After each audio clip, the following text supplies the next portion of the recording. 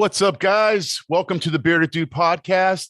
I got a special guest tonight, a friend of mine, and also now an avid promoter in arm wrestling events. And we're going to have his fifth tournament as far as the Mayhem in Middleburg goes. We're going to have that this Saturday. I got Chuck Westberry. What's up, Chuck? How you doing, buddy? Man, I'm doing great. How about yourself, Craig? I'm doing great, man. And how's everything going as far as the prep for the event Saturday? Going good so far. Seems like it's going to be bigger than last year, which is a plus. Last year I lost my venue a month before the tournament, so it kind of put a damper on things. But I mean, this year's everything's on pace. No changes. Everything's good. Nice, man. So when you put the promoter hat on versus the competitor hat, how challenging is that? Is there a lot of pressure on you to put on a good event? I mean, I know this is your, fifth year doing it consistently. I mean, but is there any kind of added pressure on you yourself? For me, it seems like a lot of pressure because I want to have a great tournament for the puller. And it's a low budget tournament. So it's it's low entry fees. So I do my best with what I got. That includes the trophies. I mean, I try to do trophies for the pros plus a cash payout. I think it's 85% of the pot goes back to the pro pullers. I want a quality tournament. That's, to me, in a quality tournament, it means you got to have a place that serves food and you have a place that serves drink. The air conditioner works. Every year I do my tournament in June. The AC's been an issue every time because it's just such a hot day. Yeah. So this year, I've actually got an AC guy on my team who's checking out the AC of the venue too. Actually went today. So we'll awesome. But that's Florida. That's what we deal with here. Yeah, no, for sure. But I was just thinking that. Go ahead. Sorry. A lot more pressure for me, it seems like, just to do a quality tournament. That means a lot. And then also I make a big push for the women. The teenagers. I even throw an amateur women's division, which isn't done very much. And so it's and that's because my sister did it and my daughters do it. And I just make a big push for those guys. For sure, man. And it's great because I feel like when you have been competing as long as you have, and you're putting events on, like you said, you want to put on a quality event, but it's like, what you've been to bad events, you've been to good events, so what to do, and you can kind of like add your own kind of way of doing stuff. But I mean, you've been in the sport how long? When did you start pulling? What year? 25 years. So wow. Yeah, I did it for a year or two when I was 16. Then I came back when I was 25, and I'm 48 now. So right at 25 years total. So yeah, but it's steadily since I was 25. But when I was 16, I had too much else going on also. Yeah, of course. Of course, football work, all that good stuff back yeah then. For sure. And you have Team Jacksonville. How long have you been doing the practices weekly and having everybody there? Somewhere around 15 years. They've been coming to, maybe a little longer than that, but definitely 15 plus. So you've been highly involved. I mean, I know when I first got in the sport, you're the first guy I talked to, first team I practiced with. Do you feel like was that one of the reasons why you wanted to put on an event like the Mayhem in Middleburg? I feel like for me, it was my next step in this sport. I mean, a lot of people do it way before 15 years in or 20 years in. I just thought I never wanted to be a promoter. I still have my ifs, ands, or buts about it now. I only throw one tournament a year. I threw roughly 5 tournaments helping people. I helped Keith Sawyer out throwing 3 or 4 tournaments in Keystone Heights, and I helped them. I've helped a lot of people do them, but this is my baby, been my baby for 5 years straight. And I enjoy it. I love it as we're planning it, and I love it when it's over. And so it's 6 months to really ever think about wanting to do it again, Yeah, so that's true. That gives you enough time. Yeah. So but for me, I really do feel like it's it's part of the process. It's just another part of this sport. If I'm definitely, I don't think 48 so old, but I definitely feel my age some days, and I have hurts that I didn't have, and I know promoting. If I want to stay involved in the sport one day, if I want to retire from competing, promoting is what I would do. I just don't know if I would want to do more than 1 or 2 a year at the most. Brandon Morris has the market in Florida. He can have it. Yeah, no, he's definitely a go-getter. And Yeah. Speaking of that, they're throwing a tournament on, I think, the next following month in July. So that should be nice at like the expo and stuff. But yeah, I mean, it's, with Anthony kind of stepping down, and it kind of leaves the door opportunity. But I think with you having a tournament, Brandon having a few, and it seems like other people are coming in and trying to put some events on too. So I think as a state, we have a lot of events to look forward to. Well, you figure, I mean, and I've seen it the last few years in Florida, you could probably, if you live in middle of Florida, every 2 months, you can drive somewhere and do a tournament, whether it's Florida or Alabama, within every tournament driving distance, which is a lot more than what we had when I was started. I mean, we traveled a lot more back then. But now my daughters play sports, so I'm lucky to do 2 or 3 a year at the most anymore, which is fine also. Yeah, no, I think too, like I'm at that stage and I've only been pulling for 10 years, but being 50, it's like, 2 or 3 tournaments. I mean, that's pretty good to peak for. It's not like, not that I started when I was 20 anyway, but even 10 years ago, I could pull once a month, and feel pretty good. But now it's like I go to a practice and I need a month to recover. our practices are so big that our training every Thursday is like a small tournament anyhow.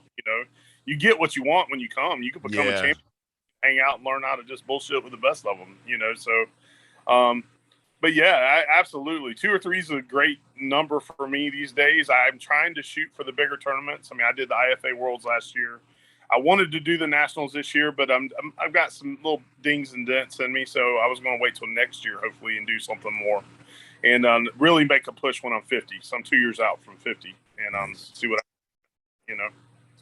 So tell us a little bit about the tournament Saturday. Tell us a little bit what's going on. When are the weigh-ins? Just some information so people can kind of check it out. I'm going to pull up the event page while you tell everybody what's going on. So right now we're doing an early weigh-in Friday night from 6 to 8:30 p.m. at Freedom Fitness in Middleburg, Florida.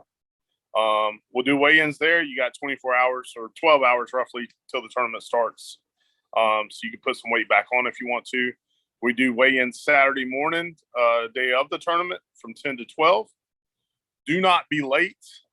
We had several people show up at 12:45 last year.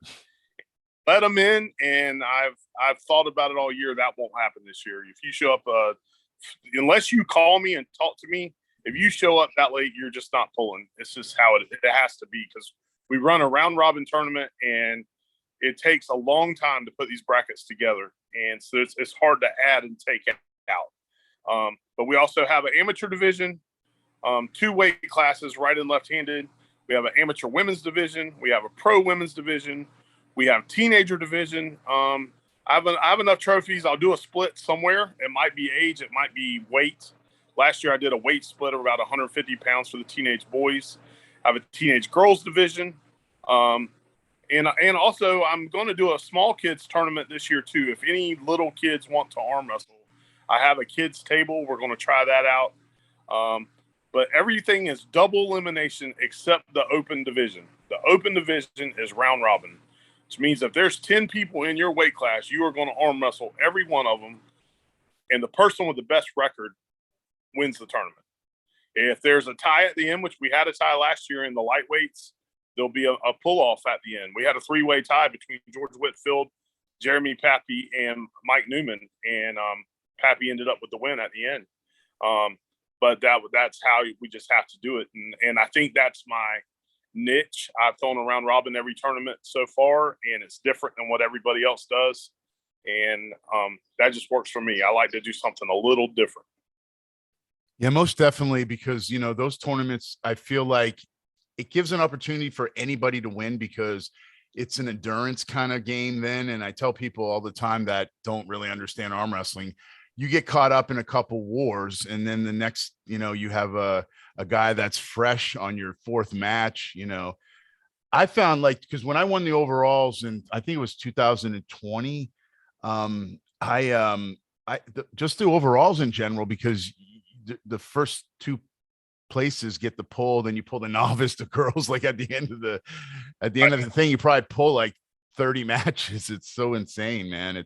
You really get your money's worth, and you really get to work on your endurance and be in that kind of setting. That's one thing I really love about your tournament. And I always remember that, one, you're going to be sore as fuck the next day, and two, you're going to be battling out, and you're going to really be putting your heart and soul into the event, because it's tough to pull.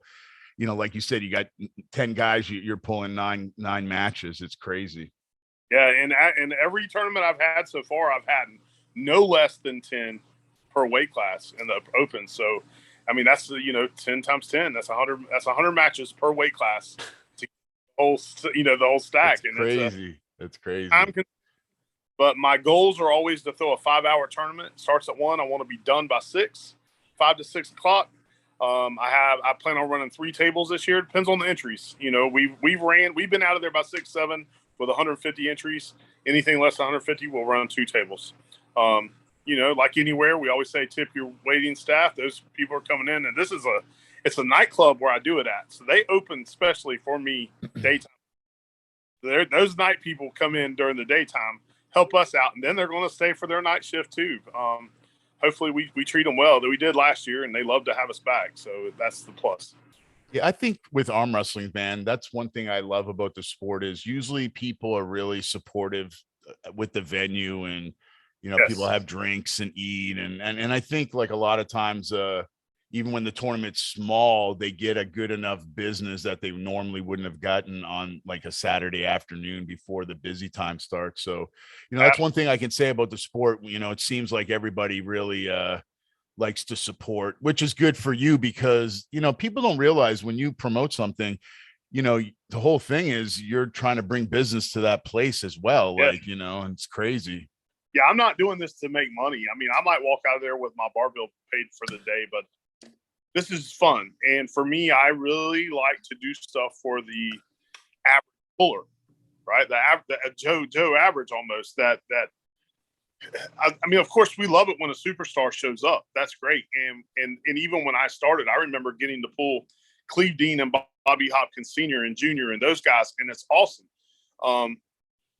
It's hard to pull those guys anymore. Those guys are always in big money matches and the big name guys. And so when they show up, like we had Aiello come a year ago, and we have Sarah Botman, and Sarah Botman will be there this year. Yes. So and we have our local celebrities, Jeremy Pappy, Michael Newman, those guys.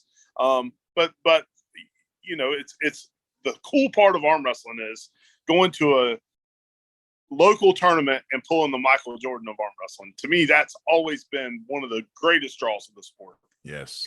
That's just killer. You can't do that anywhere else. No, you can't. And you can't even talk to those people like Hyatt. Like I explained this to some guys at work, because a couple of them have followed my YouTube, and they've been asking me lots of questions about arm wrestling lately, and especially with the tournament, they're getting really interested. And I was telling them, I go, because they're sports fans, so they know, like, basketball superstars. I go, it's like, you can message or talk to John Brzezinski if you see him at a tournament, and he'll answer a couple questions. And that's like the LeBron James or Michael Jordan, I should say, of basketball, say. So, we're in a really unique sport where the best, you can really reach out, and they'll help you. For 99% of the guys out there, I don't really know anybody that's not friendly, and that really helps people out when they can.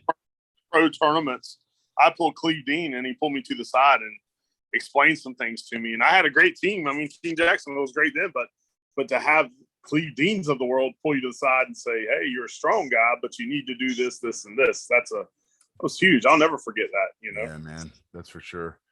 Well, Chuck, I won't keep you, man. Thanks for coming on the show. Look forward to seeing you tomorrow for the weigh-ins, and looking forward to competing once again Saturday, man. This is one of my favorite events all year. Can't wait to compete and see everybody, and looking forward to once again you guys putting on a great event, man. Absolutely, bud. Thank you very much, Craig. All right, take care, Chuck.